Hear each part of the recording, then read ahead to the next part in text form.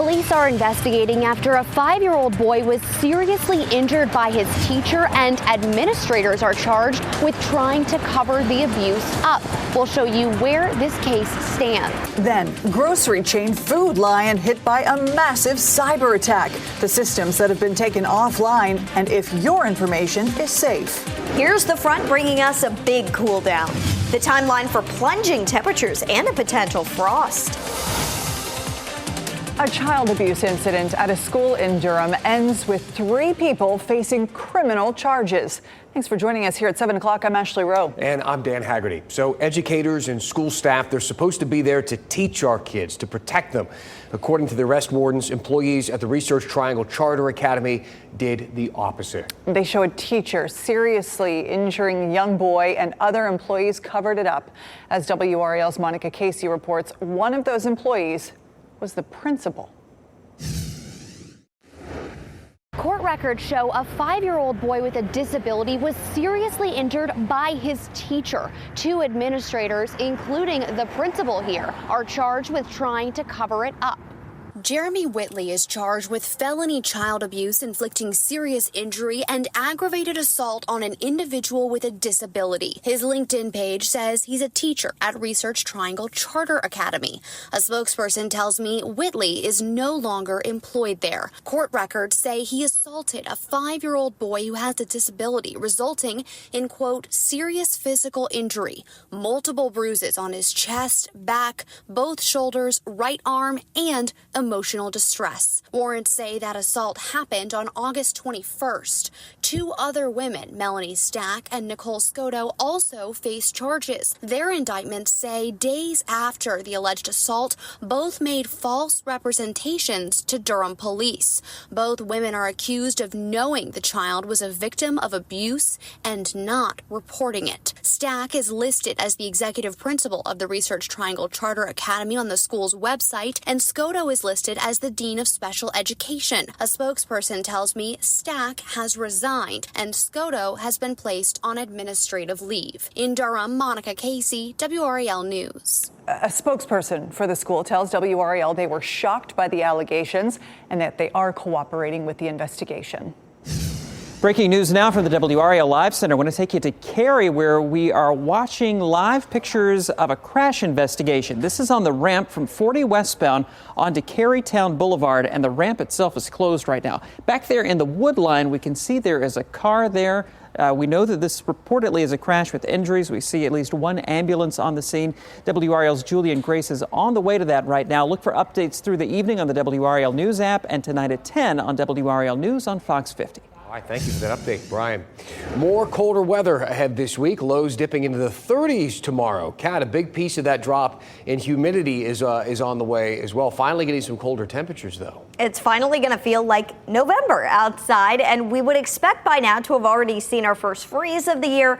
I'm not expecting a freeze here in the Triangle, but Roxborough, South Hill could get down to 32 Wednesday morning. For us here in the Triangle, we will have the threat of a frost, 36 in Durham and Rocky Mount, 38 for Raleigh, 36 in Southern Pines. So protect your pets, especially bring in any potted plants that you want to save for the season. A cold front has passed, and we're going to gradually cool down behind this front. Tomorrow, a nice in-between for us, but we still aren't done talking about the tropics. This new area has a 50% chance of developing, and longer range models are showing the system coming together and developing. It may stall out in the southern Caribbean, but we'll have to watch Cuba as well as the Florida Keys as we get into next week. I'll have a closer look at what brings us rain locally next, coming up. Okay, Kat.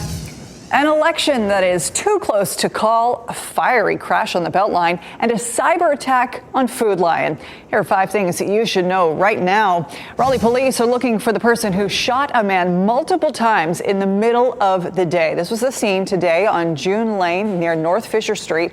More than a dozen officers were there. Investigators say the man shot needed emergency surgery. No one's in custody at this point, but police do not believe there is an immediate threat to the public. The race for a spot on North Carolina's state Supreme Court still too close to call. Democratic Justice Allison Riggs trails Republican Jefferson Griffin by just 7,600 votes. A recount could still be in the cards. About 99% of the state's votes have been counted. The rest will be counted throughout the end of the week, with the results made final on Friday. A woman who drove around the barricades on I-40 near the Tennessee line has died. This happened Saturday night. Just heartbreaking picture there to look at. A fire department in Haywood County posted the photo of the scene on Facebook. The driver was the only person in the car. Rescue crews from both Tennessee and North Carolina rappelled down the side of the mountain to get her. She was later airlifted from the scene. The barriers were there in the first place because Hurricane Helene washed away that part of the interstate. We're learning some more about another fiery crash on the Beltline last week. Watch this video. Multiple people going to the hospital after it. So that dash cam video shows that moment. There was a car going over 100 miles per hour, swerved onto the shoulder, and then hit an abandoned vehicle that was parked there. The fire spread across several lanes. People involved in that crash remarkably are expected to recover. Food Lion has been hit by a cyber attack. The store's parent company detected it late last week and contacted law enforcement. Food Lion says their pharmacies and e-commerce operations were affected. Now some in their system are offline. Stores, however, are still open. The folks working in Research Triangle Park do some pretty amazing things. A team from RTI International brought its research to the United Nations Summit today in Azerbaijan. It's technology aimed at cutting down on greenhouse gases. WRAL's Liz McLaughlin found out it starts with farming, but could go much further. In the heart of Research Triangle Park, a team at RTI International is working to transform agriculture as we know it. Climate liaison Daniel Lapidus is sharing that research with global leaders at COP29, the United Nations climate talks underway this week. I think it's exciting because we're going to need every different kind of solution in order to achieve the goal of avoiding the worst impacts of climate change. Currently, most of the world's ammonia is used to make fertilizer, with a process that releases greenhouse gases that contribute to climate change. In RTI's lab, they create green ammonia through electrolysis, which uses electricity to split water into oxygen and hydrogen. If we were to replace all of the ammonia that's produced in traditional ways with renewable, clean sources of energy, then that would be the equivalent of taking more than 100 million cars off the road. Researchers say the green ammonia could be used for marine fuel, cleaner fertilizer production, and even to expand renewables on the grid. So how do we maximize the collection and conversion and storage of renewable power so that we can use it directly or transport it somewhere else where it's needed? The team hopes the technology can support communities around the world, including in developing nations, to boost food security while reducing emissions. Liz McLaughlin, WRAL News. And how about this? In addition to being greener, it's actually cheaper. RTI's method reduces the cost of ammonia production by up to 45%. So it's Monday. That means we're going to go into the in-depth mailbag. And tonight we're going to tackle a couple of questions about the election. One person called me out, too, for not understanding the importance of one race. David, I got a response for you. And on this Veterans Day, we answer a viewer question about food stamps and how many military families struggle to put food on the table. Plus, one military spouse whose husband was severely injured in a drone strike shares why Veterans Day is so important to them. You know, it takes our military kind of stepping forward and volunteering to keep us safe and keep us free. She's got an incredible story. We're back in 2 minutes.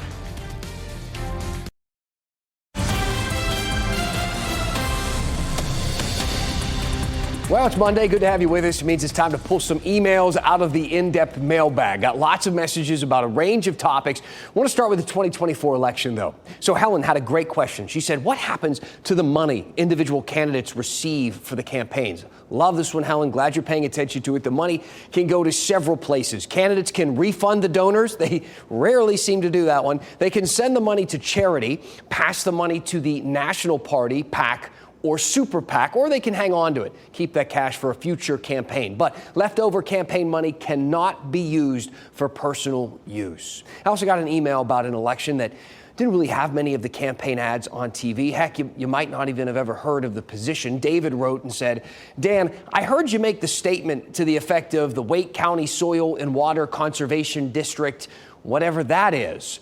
He went on to say, I encourage you learn more about the very important work this small agency is doing for Wake County. So, David, thank you for this email. I will say, I definitely did not say that. Honestly, I'm a little offended that you would suggest that I would say. Most of the races are much smaller for city council seats or soil conservation district, whatever that is. Okay, so are we recording all of these now? Is that what we're doing?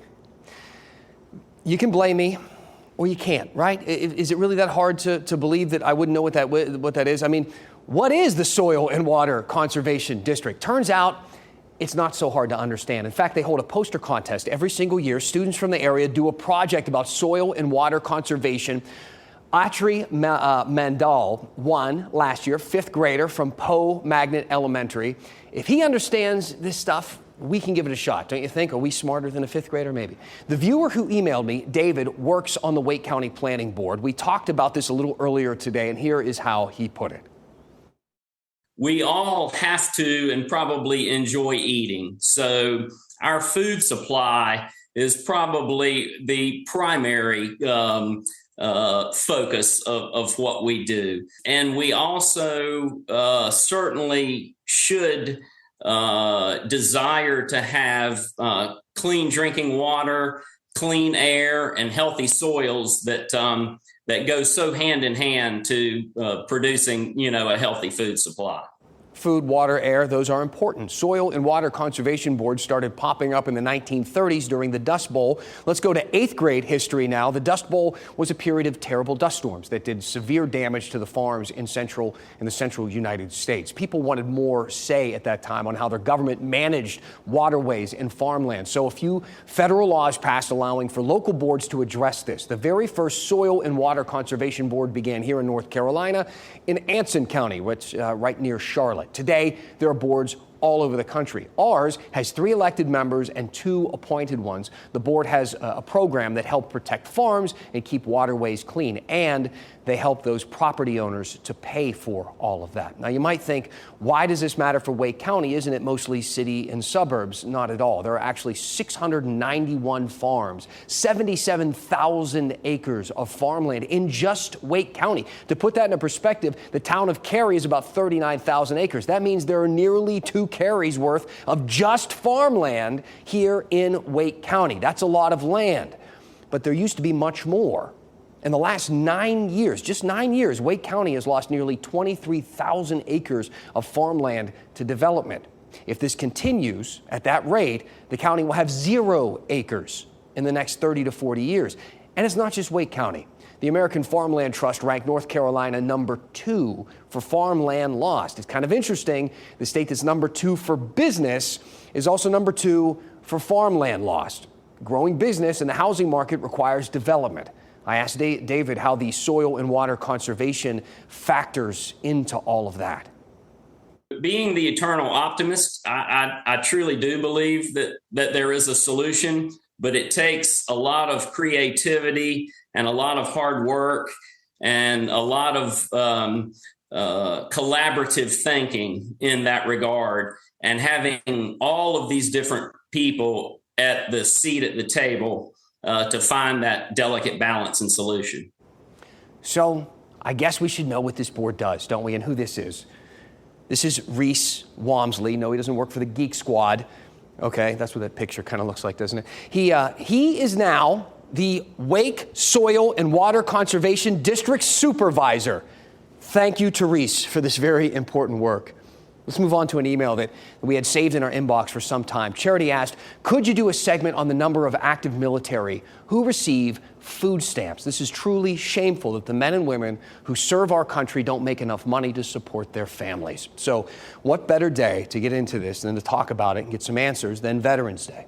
See, every year, the news loves to show the 5Ks and the ceremonies honoring service members, and those are important. But let's talk about what could actually really help these men and women, these families. The Military Family Advisory Network found 1 in 4 active duty military families do experience food insecurity. 1 in 4. The number is 1 in 5 for all military and veteran families. That represents nearly 1.5 million veterans who often cannot put food on the table. Now, to answer Charity's question, less than 5% of those veterans are enrolled in what's called SNAP. That's the program providing food stamps. In fact, one of the areas struggling the most with this is Fort Liberty. Over the course of the last several years, have hosted large-scale food distribution events in the 4 locations where we saw the highest frequency of food insecurity, and one of those was Fort Liberty. So why aren't veterans enrolling to get food stamps? Well, the RAND Corporation did a study on this, and they have some ideas. And there are a few reasons. Veterans, for instance, may not know that they are eligible. They might be too proud to apply. They may perceive a stigma surrounding food stamps. But the big one has to do with how SNAP figures out who qualifies for that sort of thing. You see, most states include the VA benefits when calculating income for SNAP. Sometimes that makes the veterans ineligible for those food stamps. Last year, a bipartisan pair of senators introduced a bill to fix this, the Military Family Nutrition Access Act. But right now, it remains in committee. So while we wait on our lawmakers to get their act together, here are a few things that you can do. There are so many organizations that help veterans with money. Fisher House Foundation, Wounded Warrior Project, USA Cares, Operation Homefront, Homes for Our Troops. The list goes on and on. They take volunteers, of course, they take donations, and so many more ways to help. Let me know what you think. What stories do you want to see more in-depth coverage of? What questions do you have about the news for us, how we cover things? What are we missing? Send me an email, dan@WRAL.com. Be curious, think critically, send me your comments and questions, and we'll go in depth. You got some really thoughtful questions there, Dan. All right, over here with Kat. Kat, we've got, well, we're almost halfway through November, so I guess it's about time that November feels like November, but it's going to feel really cold on Thursday. It will. And, after starting out with all those 80s last week, 50s with rain, it's going to feel a lot different by Thursday. Only mid-50s for highs. That is below normal for this time of year, but it's not like we stay in a below normal pattern for an extended period of time. Let's talk about Thursday setup, though. It's cold air damming, and you've heard us mention this before. If it were January or February, this pattern would probably be a lot more interesting, but not cold enough for that just yet. So what we have going on is we've got a strong high pressure system that locks in this chilly northeast wind and just creates this dome of cold air that kind of pulls up against the mountains. And with that dome sitting there, we actually see the moisture going up and over the dome, and that creates some rain throughout the day. It generally is on the light side, but we could see an uptick and the intensity of the rain by Thursday night. Still some uncertainty there, so stay tuned for updates on rainfall totals. But we're done with today's rain. We had a little rain this morning. The bulk of it came last night. It was nice to see some rain. Some of us saw more rain last night than we've seen in over a month. Here comes the next batch of rain. This is 9 a.m. Thursday morning. It's to our west for the most part in the mountains. It moves in during the day, and we may see the heaviest rain move in during the evening hours. At this point, it looks too chilly for there to be any thunder and lightning with it, but with the potential for another low pressure system to spin up along the front, we could see the rain linger a bit longer into Friday. So a heads up, we did go ahead and add rain chances Friday. It would primarily come during the first part of the day. RDU tonight, nice, clear, and quiet for any kind of travel you have going on. 65 degrees, the dew point 61. So the dew point's starting to fall. That will continue, and by the time you wake up tomorrow morning, the air will definitely feel less humid, much more of a crisp feel, even though it's not that chilly for November in the morning. 53 at 8 a.m. at the bus stop by noon. 64, mostly sunny with highs in the upper 60s tomorrow afternoon. Don't forget Wednesday morning, we talked about this at the top of the newscast, but we could see some patchy frost. We are forecasting 38 degrees here in the Triangle. We could get down to 32 closer to Roxborough and South Hill. It would be a light freeze, not a hard freeze in the forecast. And we still have not seen our first frost of the year or, of course, our first freeze of the year in the Triangle yet. We are running late, so we'll keep an eye on that for you. Looking ahead, we've got a couple days with highs just in the 50s. On the cool side Friday with a lot of clouds, but the weekend at this point looks pretty good. I know it's just Monday, but upper 60s to lower 70s with dry weather is looking pretty nice. Next week, temperatures are likely to climb back above normal. Okay, Kat, thank you. Hey, one last thing before you turn off the news or you go to put the kids to bed. Let's talk about why this federal holiday today, Veterans Day, is so important. One more time. We honor the people who died and the people who live after the break. One last thing to talk about tonight, and that is why today is so important. Veterans Day is one of 2 federal holidays where the spotlight is on America's armed forces and their families. As we were talking about a little earlier, these holidays typically come with the parades and the 5Ks and the mattress sales and the cookouts, but we all know it's about something much more. On both Memorial Day and Veterans Day, we honor the service members who have died, but Veterans Day is particularly focused on those who live.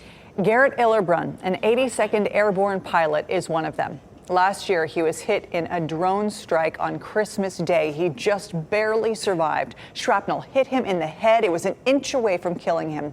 Today, he is relearning how to walk, how to eat, how to communicate. His family is helping him every step of the way. I spoke with Garrett's wife, Lorna, at their home in Pinehurst. Despite the incredibly tough road ahead, she told me her feeling of what it means to serve has actually only gotten stronger. Have your feelings about military, the Army, serving changed since what happened? No, they haven't. I would still do it all over again, and I know Garrett would too. You know, it takes our military kind of stepping forward and volunteering to keep us safe and keep us free. It's a really important role to play. So, you know, part of me continuing to serve him, you know, I feel like is honoring him, but also honoring all of our friends who have been injured, all of our friends who have lost their lives. Oh, just amazing to hear her talk about it. And really, that's what Veterans Day is all about, right? Honoring the people and the families who served despite their chance that their lives could forever change. And we're thinking so much about our folks down in Fort Liberty tonight, around the country and world. Thank you for making WRAL your choice for local news. Have a great night. Keep watching WRAL News over the air Channel 34 and Spectrum Channel 1257.